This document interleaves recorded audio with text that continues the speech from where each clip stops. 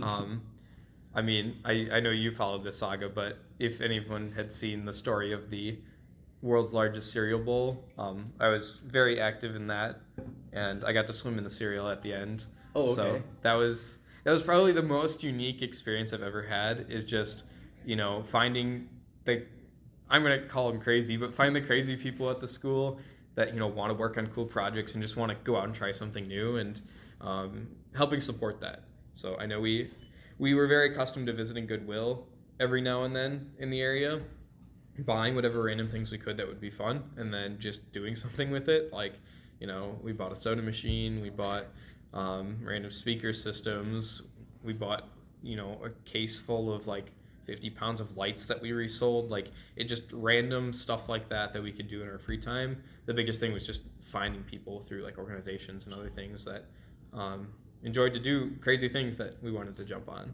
Absolutely. I love that. I loved hearing about those opportunities. I didn't join many of them, but it was definitely interesting to see as I was in MSOE.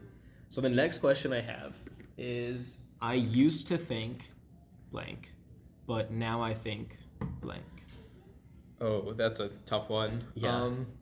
I think, kind of cheesy. I used to think that I could solve all of the problems that were out there. Like, I was very much in that mentality of like, if I wanted to get it done, I can just do it myself. Like, because I know how to get it done, I can jump on it right away, and I'll get it done and it'll work. And I was very much in that mentality, and I think a lot of people are at MSOE. A lot of them are very smart, and they can do that. But over time, I started realizing like, yes, I can do everything, but if I were to do everything, my list would be a mile long, and we would never get it done. And that kind of shifted my mentality of like, I used to think I could do all of this, but in reality, there are a lot of constraints that limit me, that make it so I cannot do it. And that focused more on like learning leadership, learning delegation.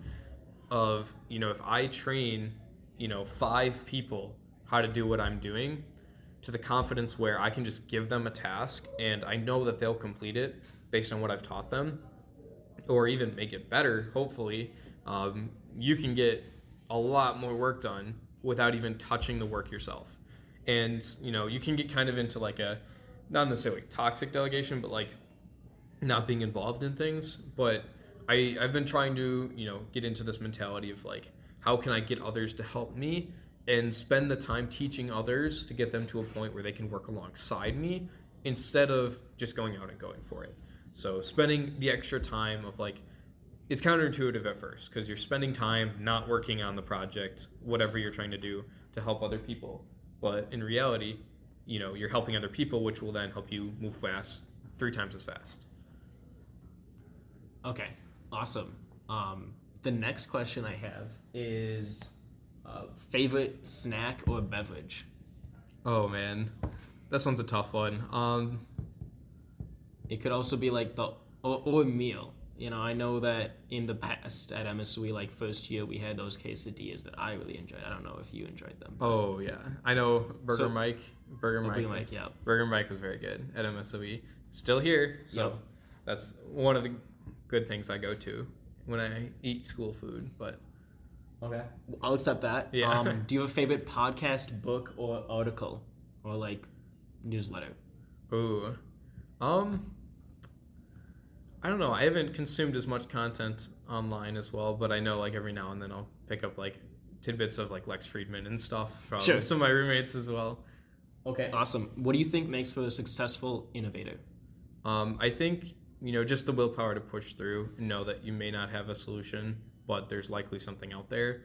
And even when everything looks like it's not going to work, pushing through to focus on just keep going, as well as making sure those around you are also supported.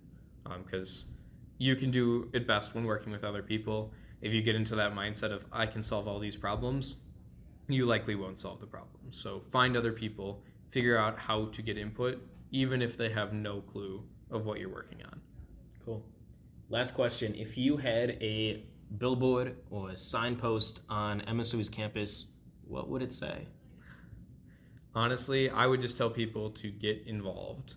I know that's one thing that gets pitched all the time as a freshman, but student orgs, personal projects on your dorm floor, there's so many ways you can get involved, and the value you get out of this university massively increases if you actually follow through on that.